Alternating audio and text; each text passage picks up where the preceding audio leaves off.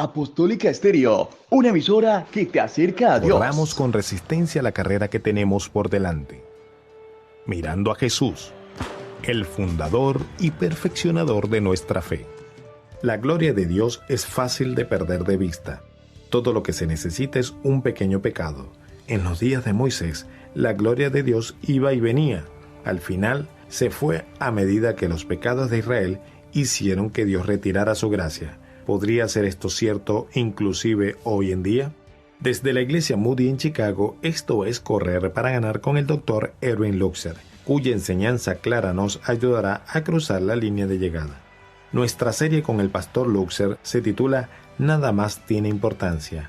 Estamos aprendiendo acerca de la gloria de Dios en nuestra adoración mediante el análisis de una visión del profeta Ezequiel. Ahora vamos a escuchar al pastor. Ezequiel en el Antiguo Testamento tuvo una visión del templo en Jerusalén que fue construido por Salomón y fue destruido por los babilonios. En el capítulo 9, él ve la gloria de Dios, la gloria de Chequiná, la gloria resplandeciente. Él lo vio ir al umbral del edificio. En el capítulo 10 lo vio en el muro oriental de Jerusalén. Y luego, en el capítulo siguiente, capítulo 11, lo vio en el Monte de los Olivos y desapareció. La gloria de Dios dejó a Israel. Cuando volvieron, destruyeron el templo bajo Zorobabel. ¿Recuerdas? ¿Pero sabías que la gloria nunca regresó? La gloria regresó en el templo de Salomón, pero no en el templo de Zorobabel. ¿Eso les impidió seguir reuniéndose? No. Y es posible que haya habido algunos creyentes realmente buenos entre ellos, pero hay muchas iglesias que continúan su ritual incluso si la gloria se va. Fíjate en algo. A eso es a lo que Jesús se refería en los evangelios, cuando les dijo a los fariseos, «Este pueblo de labios me honra, mas su corazón está lejos de mí». Ese pueblo había entendido el ritual, pero sus corazones estaban lejos de él, y por lo tanto la gloria de Dios se fue. Su presencia se alejó por causa del pecado. ¿Cómo se restaura esa gloria? ¿Cómo buscamos la gloria de Dios? Para eso voy a pedirte que busques Éxodo capítulo 40 en el Antiguo Testamento. Ahora bien, en el capítulo 40, tú tienes un resumen de todas las cosas que Moisés hizo para la construcción del tabernáculo.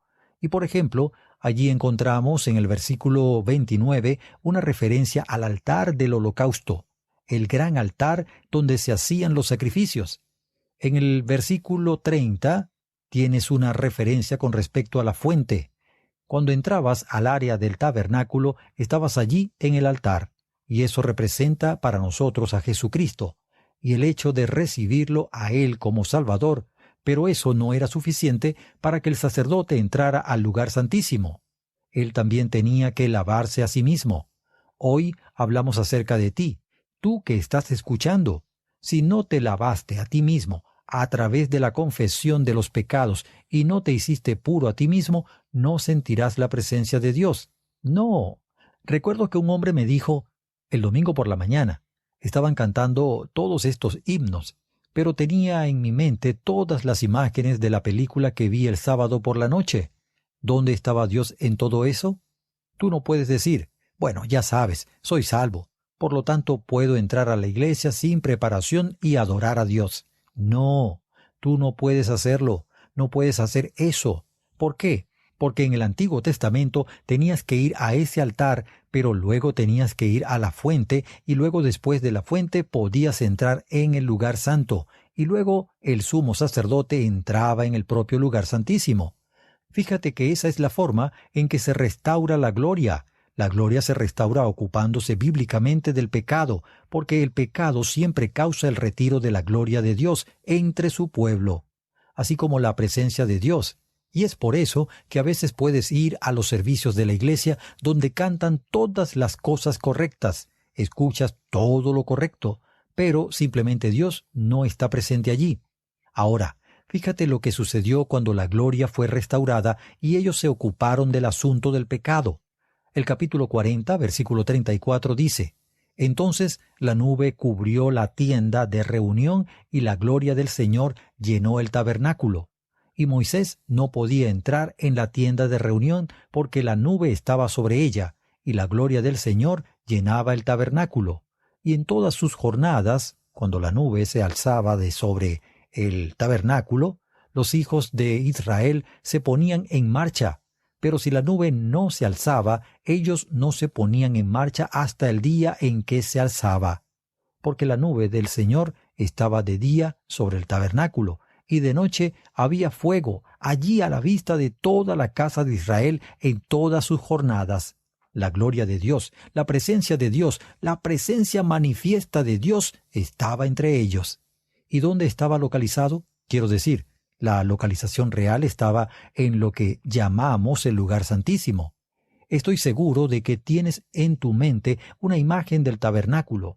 Tienes el lugar sagrado que tenía 3 muebles diferentes y luego cuando estás en el lugar santo, solo el sacerdote podía ir al lugar santísimo y eso era un cubo, era una habitación en forma de cubo. Medía lo mismo a lo largo, lo ancho y lo alto. Déjame preguntarte algo. ¿Dónde más en toda la Biblia encuentras un cubo? El único otro lugar es en la Nueva Jerusalén, y las estadísticas del cubo nos son dadas.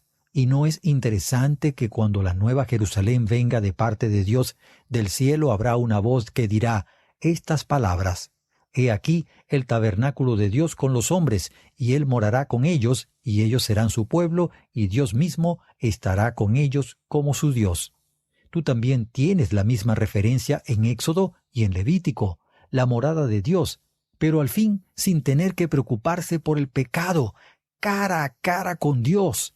Y es por eso que dice con respecto a la Nueva Jerusalén: y no vi en ella templo, porque el Señor Dios Todopoderoso es el templo de ella, y el Cordero. ¿Por qué? Porque toda la Nueva Jerusalén es el lugar santísimo. Nosotros moramos en la presencia de Dios para siempre. Bendice su santo nombre. ¿Qué vamos a hacer a lo largo de toda la eternidad? Se dan muchas tareas, pero lo emocionante de todo esto es que es el lugar de la morada de Dios. Dios finalmente llega a habitar con su pueblo sin la necesidad de mediación. Ahora, ¿dónde nos deja todo esto y por qué deberían ser cambiadas nuestras vidas? ¿Y qué tiene que ver esto con el mañana? ¿Con las facturas que no pueden ser pagadas y los trabajos que amenazan con desaparecer? Déjame darte lo primordial. Antes que nada, número 1, solamente la gloria de Dios es lo que realmente tiene importancia. El problema en tu vida y en la mía no es si la vida es fácil o no. El problema no es si alcanzamos o no el progreso que creemos que merecemos, o si obtenemos o no la pareja que creemos que merecemos. Y cuando lo logramos, nos sentimos consolados porque las cosas podrían ser peores. El problema real es más fundamental que eso, y se trata de ¿qué es lo que Dios quiere que yo haga y cómo lo glorifico en esa situación? Esa es una pregunta completamente diferente. Déjame preguntarte algo. Supongamos que Dios dice: bien, puedes ir al cielo. El cielo tendrá todo lo que quieras comer. Tendrá varias cosas que tú puedes hacer, suficientes juegos y proyectos para evitar que te aburras. Y así será el cielo. Dirías: bueno, ¿sabes una cosa? Eso me suena bastante bien. No, imagina el cielo sin la presencia de Dios. ¿No sería el cielo si Dios nos diera eso? Te recuerdo las palabras de Moisés: si tu presencia no va con nosotros, no nos hagas partir de aquí. Y podría decir que, de hecho, es mejor vivir en la pobreza con la presencia de Dios que vivir con riquezas sin su presencia, consiguiéndolas deshonestamente. Por lo tanto, vas a perder la gracia de Dios y no vas a sentir su presencia. Realmente nada más tiene importancia. Nada tiene importancia si todas tus oraciones son respondidas o no. No tiene importancia si la vida funciona o no. Y aquí no estoy hablando de pasividad, sino que estoy diciendo esto, que al final del día realmente nada más tiene importancia. Nuestros egos ya no tienen importancia en la presencia de Dios. Ya no tiene importancia si recibimos todos los elogios que creemos que vamos a recibir. Ya no tiene importancia si se nos agradece o no apropiadamente. Toda la mezquindad de la vida, todos los chismes de la vida, todo es arrastrado, porque nada más tiene importancia excepto Dios y su gloria. En segundo lugar, puedes ver claramente el hecho de que la presencia del pecado y la presencia de Dios son incompatibles. Cada vez que deseas que la presencia de Dios se manifieste, que sea evidente, y cada vez que eso sucede, tú siempre sabes que Dios comienza limpiando a su pueblo. Y Dios nos pide que vayamos como estemos al altar. Es decir, aquí estoy usando la terminología del Antiguo Testamento, para recibir a Jesucristo como nuestro Salvador, y después de que hayamos hecho eso, entonces que vayamos a la fuente, la vasija. Juan capítulo 1, versículo 9, en el Nuevo Testamento dice: si confesamos nuestros pecados, Él es fiel y justo para perdonar nuestros pecados y limpiarnos de toda maldad. Y quitamos el pecado a fin de que la presencia de Dios sea muy, muy evidente entre su pueblo. Dios ama vivir con su pueblo, Él quiere hablar con su pueblo, Él quiere nuestra compañía y nosotros también deberíamos desear la compañía de Él. Es el momento en que puedes hacer preguntas al pastor Luxer acerca de la Biblia o de la vida cristiana. Me gustaría saber por qué a tantos pastores y predicadores les gusta usar el término reverendo antes de su nombre. ¿Eso quiere decir que tienen más o mejor acceso a Dios? Bueno, Jorge, la respuesta a su pregunta es no. El hecho de que yo sea un reverendo no me da más acceso a Dios. A veces la gente piensa de esa manera, pero en el protestantismo es importante para nosotros exaltar la enseñanza bíblica que todos somos sacerdotes delante de Dios. Ahora bien, habiendo dicho esto, tengo que decirte que simplemente prefiero ser llamado Pastor Lutzer. Nunca me he llamado a mí mismo reverendo. Nunca pensé que otras personas me llamaran así. Si lo hacen, está bien, pero al final del día, creo que uno de los sonidos más bellos es la palabra pastor. Gracias por hacer sus preguntas al pastor Luxer. Continúa escribiéndonos. Piensa por un momento acerca del tabernáculo que fue construido en el Antiguo Testamento, con todos los instrumentos y con todos sus arreglos complicados, al menos desde nuestro punto de vista. ¿Qué estaba haciendo Dios? ¿Por qué esa configuración?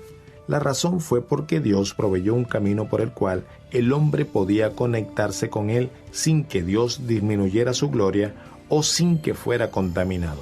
Fíjate, ese es todo el problema en la Biblia. La pregunta es, ¿cómo puede un hombre pecador acercarse a Dios sin contaminarlo y aún así al mismo tiempo conectarse con Él? Lo que Dios dijo fue: esta es una manera simbólica mediante la cual yo quito el pecado. Y en el Antiguo Testamento fue auténticamente quitado, aunque solamente fue pagado cuando Jesucristo murió en la cruz.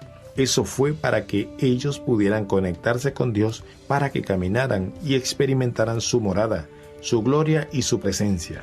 Esperamos que hoy camines con esa fortaleza. Gracias de antemano por tus oraciones.